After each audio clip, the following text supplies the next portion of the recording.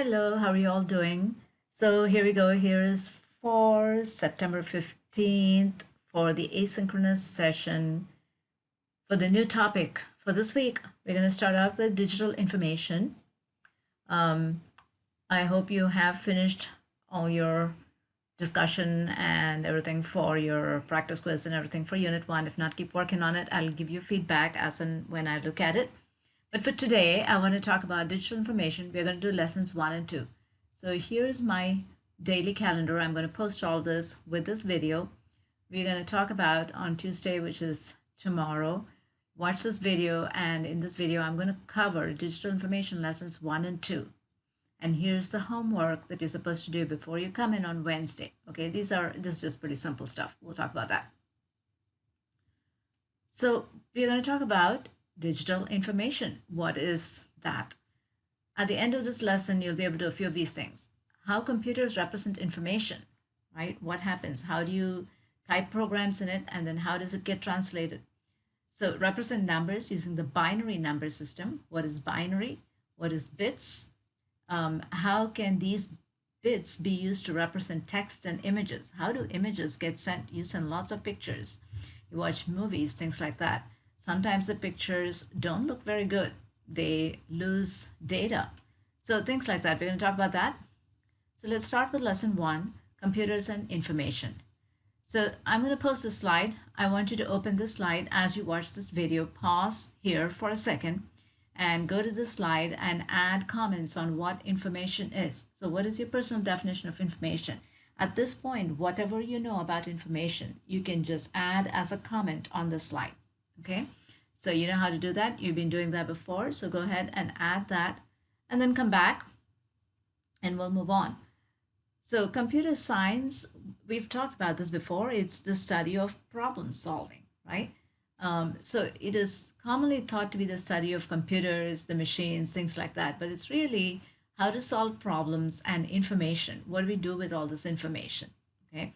So we're going to talk about information and how we process this information and how we write programs and solve problems. That's what we're going to talk about. Again, pause my video for a second and watch this video that talks about what computers do. What role does information play, and what does a computer do? What does a computer do with all this information?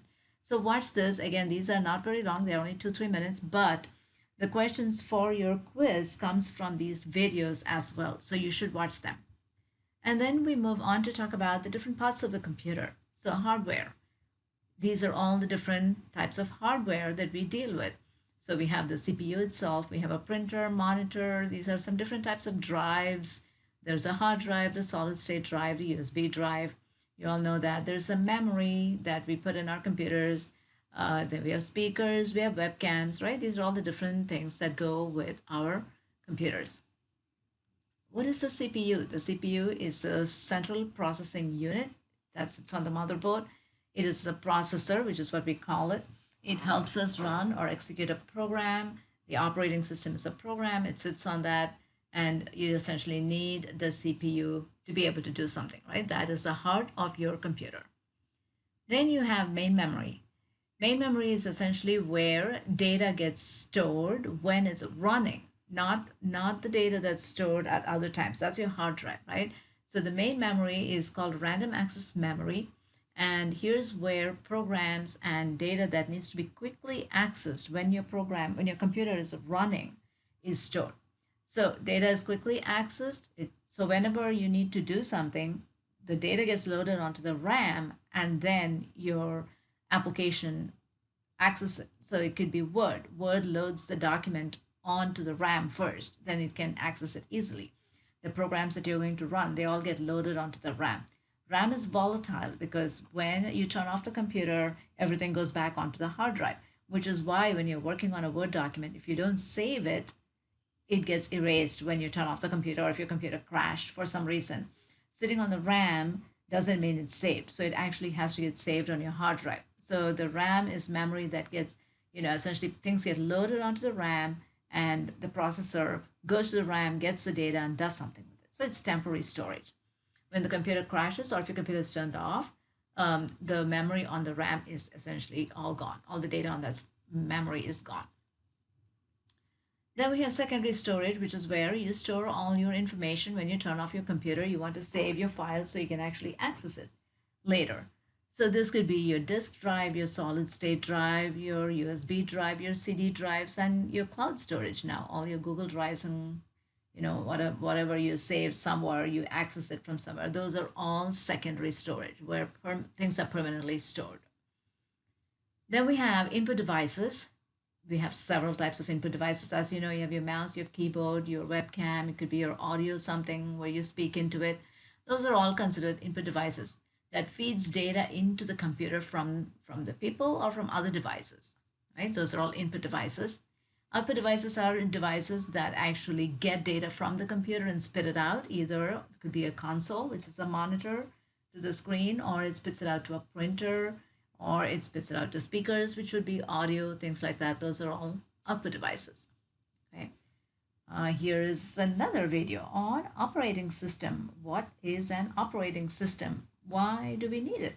And how does it work? Briefly, again, please watch the video that talks about operating system. We have Windows, we have the Mac. So we have different types of operating systems. We have Unix. So these are all the operating system, the software that sits on the base of the computer, and then your other applications run on top of it. Okay, so watch the video. Like I said, your questions for your quiz will come from there.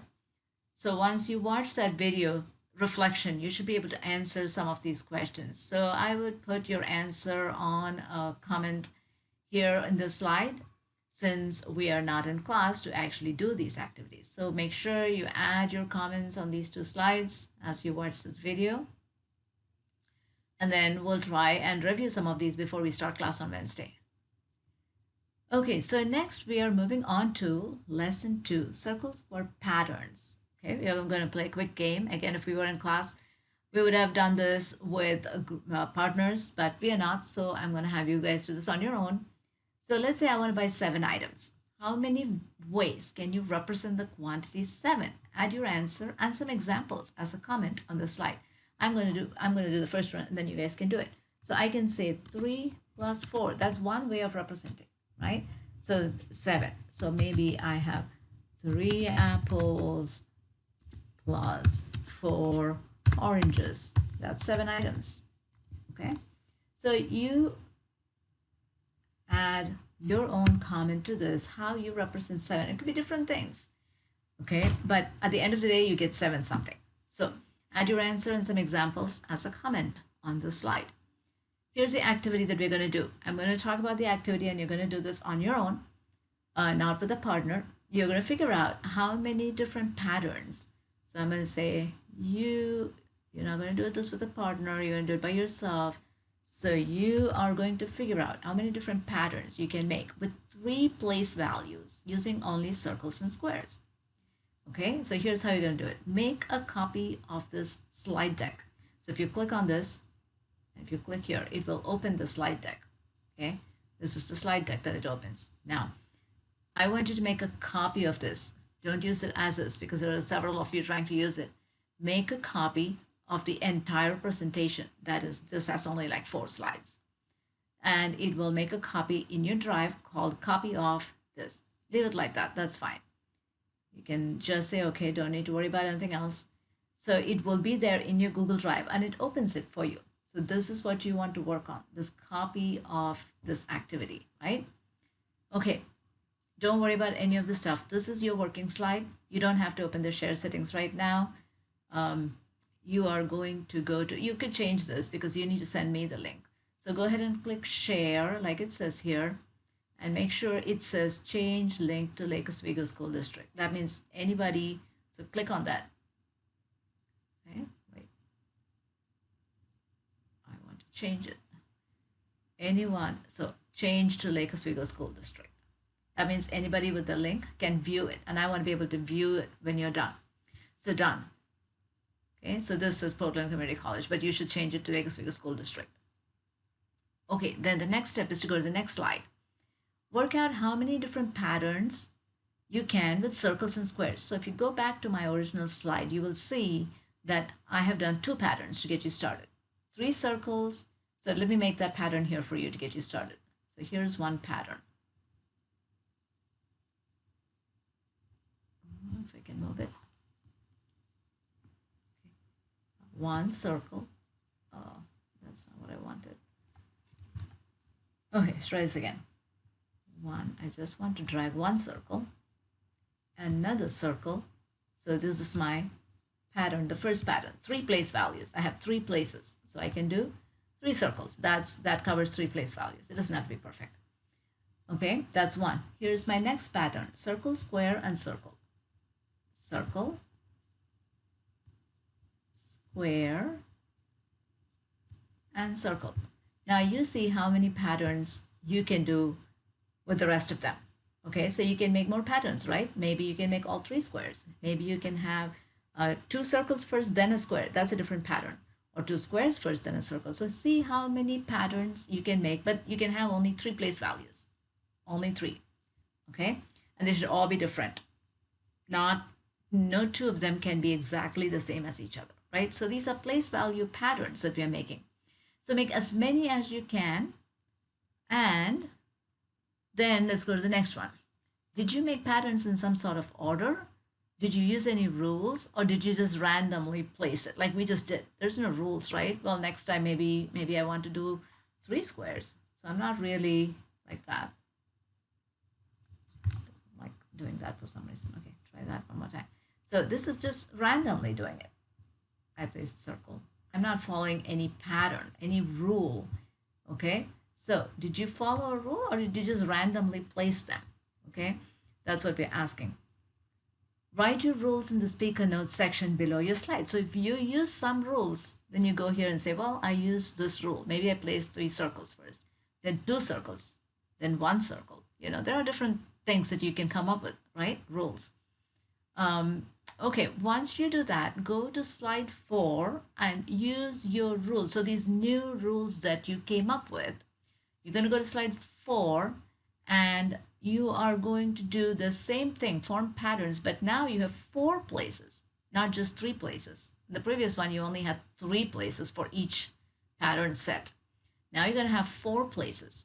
Okay, so this is a pattern with 4 places, 4 place values. So now if you have a rule, then drag and drop your circles and squares to form, again, different patterns with place values, but now with 4 of them. So maybe one of my rules says, place all circles first.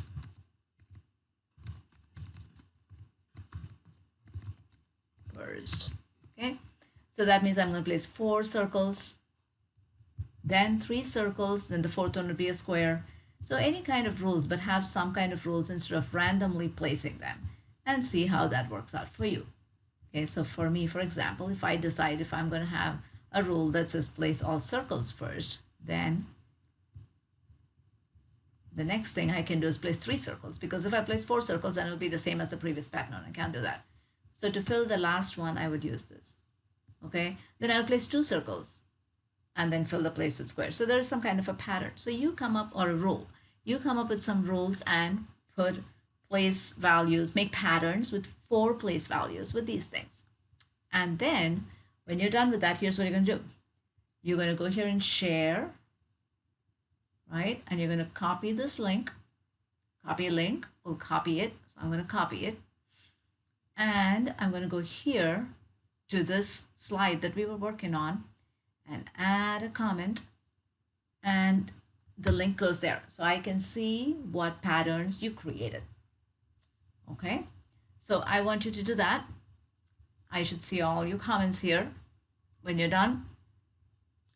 And now you've just invented your own number system with circles and squares, right? We have a decimal number system. We use number systems, right? 23, 24, 955. That's a decimal number. That's a number system that we deal with every day. So likewise, you created your own number system using circles and squares. Okay, we'll see where we are headed with this. We are headed towards binary. Okay, once we're done with that activity, here's what I want you to do. Here's your homework. So for our next lesson, we need to be able to convert decimal numbers to binary numbers, and binary numbers back to decimal numbers. In order to do that, we need this flippy do, which will help you. Okay, it looks like this. It looks like this. Go ahead and take a sheet of paper and make columns like this, make rows and columns like this. See, fill it out with this information: 2 to the power of 0, 2 to the power of 1, 2 to the power of 2, and so on and so forth. 2 to the power of 0 is 1, 2 to the power of 1 is 2, anything to the power of 0 is 1. Okay, 2 to the power of 1 is 2, 2 to the power of 2 is 4. So fill this out just like this. And then fill this column with all zeros initially. Then make flaps like this. And at the bottom of the flaps, you're going to have 1, so that when you fold it, the 0 will get hidden and 1 will be on the top. Okay, that's how you're supposed to make this flippy do. So that is one of your homeworks. So if you click on this, it will take you to this slide that we were on just now, essentially, the flippy do slide. Okay, so just take an 8.5 by 11 sheet of paper and make a few of these, so that way if it gets messed up when we are working the activity on Wednesday, you'll have it.